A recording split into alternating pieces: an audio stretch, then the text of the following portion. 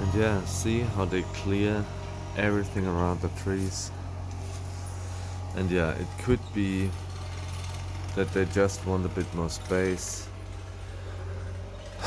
And that's the sad thing. We are killing ourselves, our planet, because we don't know how to live with nature. Most people are so disconnected, and I needed to learn that the last years, just the last 3 years, I learned, whoa, we need to live regeneratively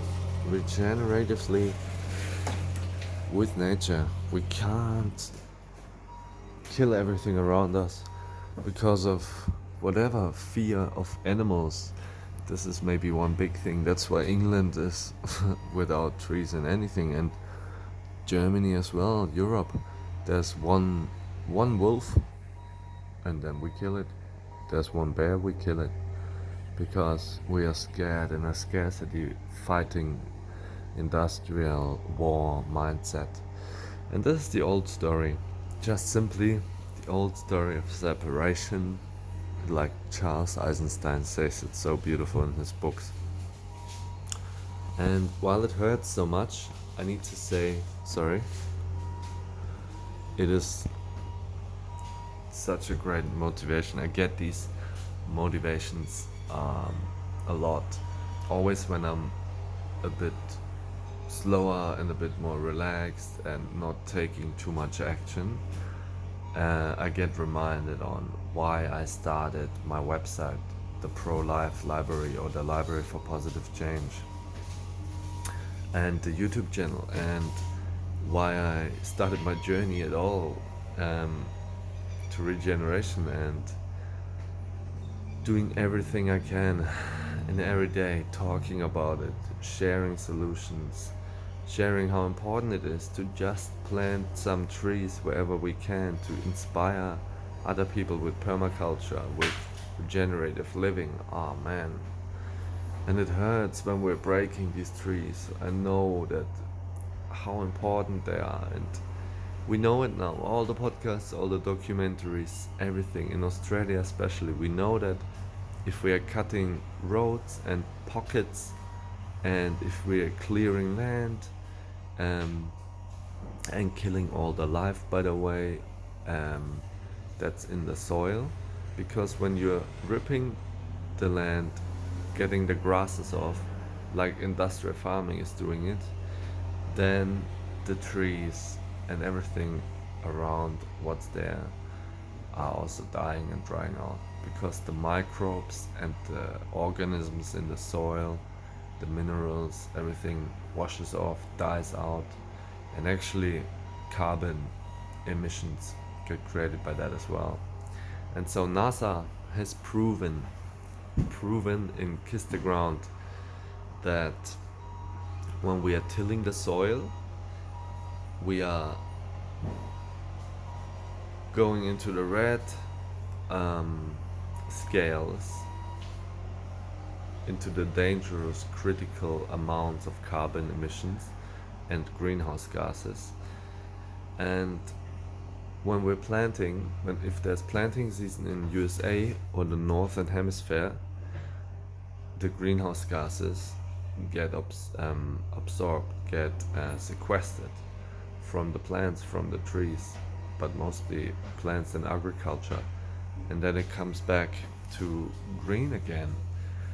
And so what that shows us is, if we plant all over the world cover crops and use regenerative farming, and cover crops are just in between the harvests, we're planting restorative weeds, restorative grasses, restorative plants, whatever it is, that are feeding the soil, that are nourishing, and that are actually growing topsoil on top, healthy, vital, vibrant soil for the next generation, of the next succession of plants, and whatever the farmer wants to do. And by the way, monocropping and monoculture is also not good, and organic farming is the next step. But yeah, as we see now, we need to plant food forests. Syntropy is what life is doing, is accumulating life. Regenerative, syntropic, permanent cultures, I love calling it. Because it's permanently regenerating, a recurrence of generative cultures. And it's beautiful when I see all these amazing gardens, all these amazing farms and food forests that did the step and went from chemical farming, chemical deserts, becoming sick. People become sick everywhere in the world, and then they run to the doctor and want the pill, or the fix, instead of looking at the root causes. And yeah, I didn't do that a long time because I was caught in a job. I thought I need to work for money to earn a living, and then having on the weekend time off for friends and for life. But nah, we are here to fulfill a purpose. We're here to live our passions, but we're all bound onto credits, loans, mortgages, and getting the house and getting the car and getting caught into a routine. And this is another part of life. There's nothing bad or good in the universe. Nothing is good or bad. It's all part of evolution. And through more people waking up through that suffering, self-created suffering, through our society, sadly. That's my book. I'm grateful. And this is about regenerative abundance and regeneration. So yeah, I'm thankful for everything that happens, even if it's sometimes really hard. We need to be trying to follow our hearts, and it's often really hard for me as well to know, okay, what's now the right thing to do, what's the next step, because we can't do everything at all. And this is why most people are shutting down. They're overwhelmed. We are overwhelmed. And this is why I start these websites, pages.